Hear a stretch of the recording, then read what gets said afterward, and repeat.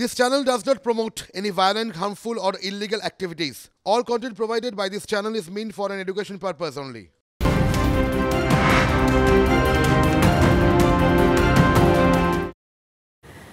এবারে মনোরঞ্জন ব্যাপারী খবরে আসি, কারণ উত্তপ্ত বলাগড় জিরাটে ভাঙচুর বিধায়ক মনোরঞ্জন ব্যাপারীর অফিস ভাঙচুর করা হয়েছে মনোরঞ্জনের ঘনিষ্ঠ এক ব্যক্তির বাড়িতেও।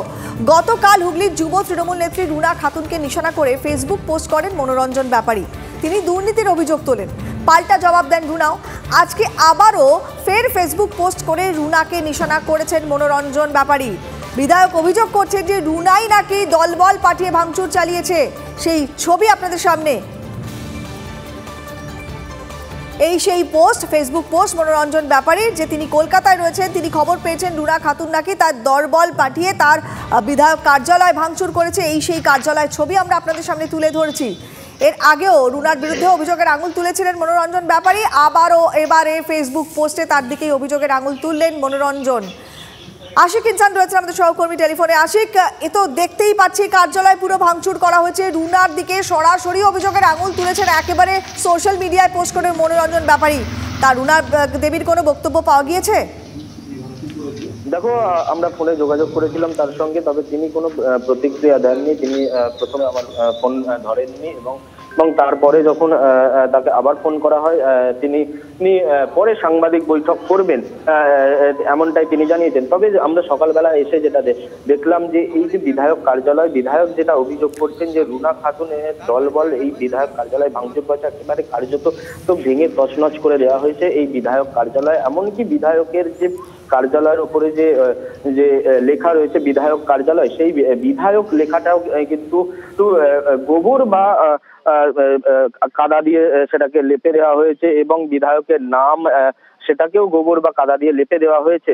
একেবারে পুরোপুরি তছনছ করে দেওয়া হয়েছে বিধায়ক কার্যালয়। বিধায়ক কার্যালয়ের বাইরে পড়ে রয়েছে দলীয় পতাকা। এমনকি তোমাকে আরো একটি বিষয় জানিয়ে রাখবো যে বিধায়ক কার্যালয় থেকে কিছুটা দূরেই আসানপুর, সেখানে যিনি পঞ্চায়েত সদস্য রয়েছেন জিরাট পঞ্চায়েতের, সেই সদস্যার বাড়িতেও কিন্তু ভাঙচুর চালানো হয়েছে।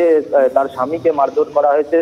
পঞ্চায়েত সদস্য চম্পা মুখার্জি, তার যেটা অভিযোগ যে একদম তিনি নাম করেই জানাচ্ছেন যে রুনা খাতুন, তার স্বামী এবং পঞ্চায়েতের যিনি প্রধান রয়েছেন জিরাট পঞ্চায়েতের, তারা এসে তার বাড়ি ভাঙচুর করে, তার স্বামীকে মারধর করে।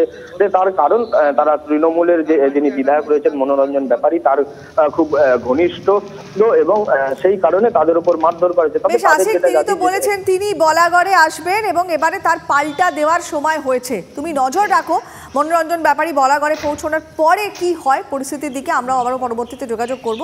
আর স্থানীয় বাসিন্দারা তারাই বা কি বলছেন একবার একটু শোনাই আপনাদের পর। দেখলাম এমএলএ অফিস ভাঙচুর হয়েছে, সকালবেলা খবরটা শুনলাম, শুনে তাই দেখতে এলাম যে ভাঙচুরটা কীভাবে হয়েছে, কারা করেছে কি করেছে একমাত্র এমএলএ সাহেব বলতে হবে। মারধর করেছে আমাদের আসানপুরের আমাদের চম্পা মুখার্জির স্বামী সুজিত মুখার্জিকে। কালকে রাত 11টার সময় মারধর হয়েছে। কর্মী হিসেবে আমি এটাকে ভালো চোখে নিচ্ছি।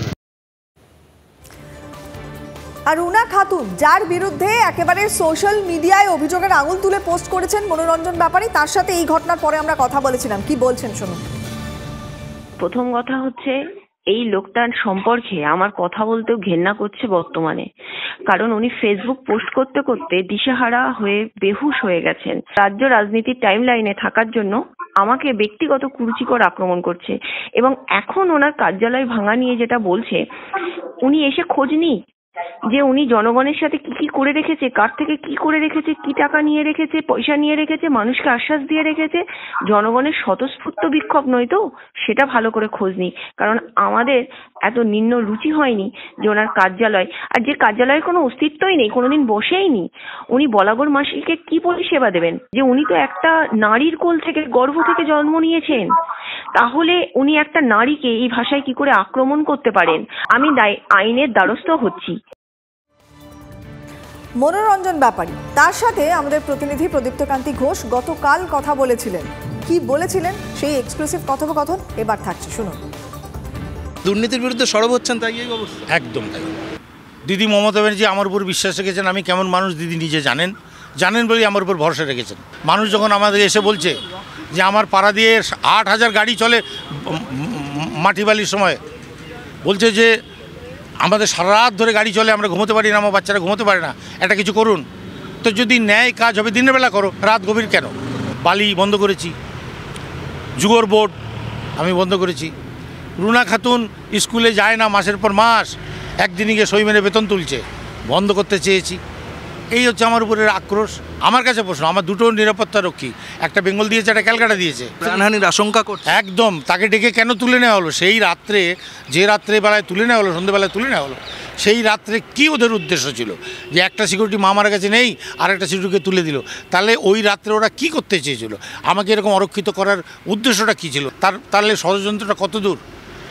ষড়যন্ত্র কারা করছে? রুনা খাতুনরা? অবশ্যই তারা, তাছাড়া আবার কারা? অবশ্যই তারা। ওর স্বামী অরিজিৎ একজন গুন্ডা বিশেষ, তারা বলাগড়ে না গেলে তো উন্নয়ন বঞ্চিত হবে। বলাগড়ের মানুষ টিপে ধরবে টুটি। ক্যামেরায় কুণাল গাঙ্গুলির সঙ্গে প্রদীপ্ত কান্তি ঘোষ, TV9 বাংলা।